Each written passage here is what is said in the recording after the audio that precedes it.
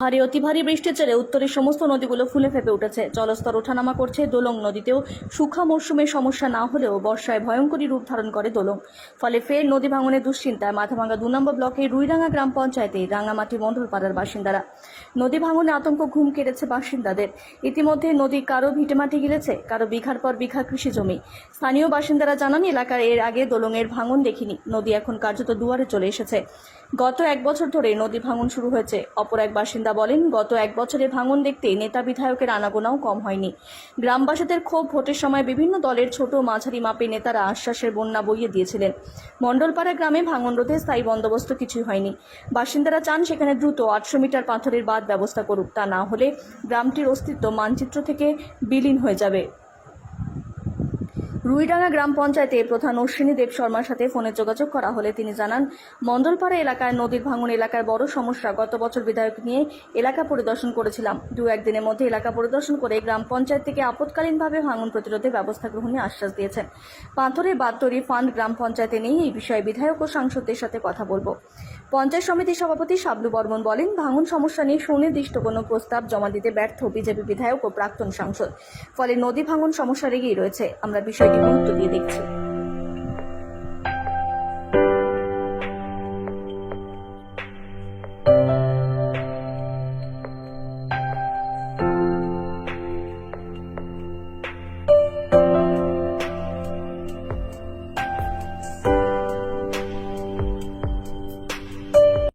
দেখা যাচ্ছে এটা কার?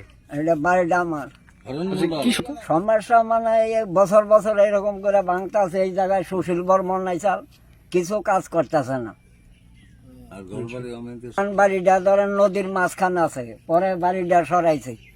এই পর্যন্ত কোনো কাজই হইল না আমার। হ্যাঁ, এই বান্ডা আমরা চাইছি আর কি, ভালো ভালো যাতে বান্ডা হয়, তাই আমরা আবেদন করছি আর কি। হ্যাঁ, কতটুকু ভেঙে মানে বহুত দূর, মানে এই বাড়িটা নদীর ওপার আসাল। অন্তত 2 বিঘা মাটির মতো আবাদ জমি ভেঙে গেছে।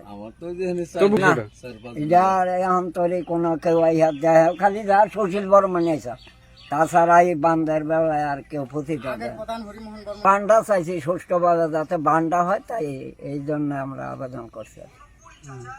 আপনার? হরেন মন্ডল। এটা কোন এলাকা? রাঙ্গামাটি। নদী ভাঙা এই গেতাছে, আমরা অবজারভেশন করছি, তারা কেউ দেখতে আসে না। তাও আমরা যেমন এইভাবে কত করছি, অবজারভেশন জানাইছি, কোনো কাজ হইতেছে না, কোনো কাজ হয়নি। ভোটের আগে সবাই আমাদের প্রতিশ্রুতি দিয়ে যায়, এমনকি সুশীল বর্মন আসছিল, সুশীল বর্মন এসে প্রতিশ্রুতি অভিযোগ যে এই বন্যা ভাঙে টেঙে একদম শেষ ইস্যু হয়ে যাচ্ছে, যে এখানে বাঁধ হচ্ছে না।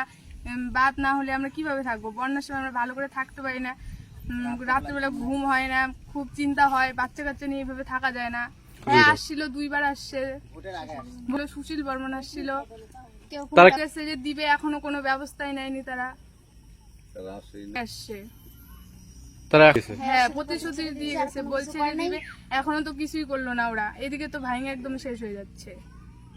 ভাঙে গেলে আমরা কই যাবো? আদর্শ ভাওতাবাজের আদর্শ। সুশীল বর্মন বিধায়ক 3 বছর হতে চললো। তিনি আশ্বাস দিয়েছিলেন, সেখানে গিয়ে আশ্বাস দিয়ে ভোটও নিয়েছেন, কিন্তু কাজের কাজ কিছুই করেননি। নদী আরো তীব্র গতিতে ভাঙছে। নদীর পাড়ের মানুষজন আতঙ্কে রয়েছে, তারা সুশীল বর্মনকে খুঁজছে। আর সুশীল বর্মন এখন পালিয়ে বেড়াচ্ছে আর ঘৃণ্য রাজনীতি করার চেষ্টা করছে, সাম্প্রদায়িক দাঙ্গা লাগানোর চেষ্টা করছে। আর সুশীল বর্মন ছোট জগন্নাথ, অকর্মণ্য ব্যক্তি, তিনি কোনো কাজ করতে পারবেন না। মমতা বন্দ্যোপাধ্যায়ের দৃষ্টি আমরা আকর্ষণ করব। আমরা গ্রামবাসীদের অনুরোধ করব, আগামী 26-এ যদি আপনারা আমাদের বিধায়ক তৈরি করেন, মাটি মানুষের সরকারের বিধায়ক তৈরি করেন, সেটা আমরা আপনাদের স্বপ্ন এবং আশা পূরণ করব এবং আপনাদের নিরাপদে রাখবো। শুধু তাই নয়, আমরা পঞ্চায়েত সমিতি থেকে যদি করতে পারি সেটাও দেখব, এবং আমাদের অন্যান্য বিভাগ, ইরিগেশন বিভাগ থেকে শুরু করে বিভিন্ন জায়গায়, বিভিন্ন দপ্তরে তারা যদি আবেদন করেন, আমরা সহযোগিতা করব, পাশে থাকবার চেষ্টা করব। সেটা তো দায়িত্ব সুশীল বর্মনের বেশি।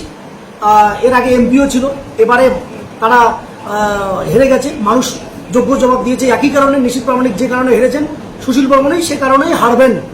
আমরা গ্রামবাসীদের পাশে আছি, গ্রামবাসীদের পাশে থেকে তাদের নিরাপদ আশ্রয়ের ব্যবস্থা আমরা করব।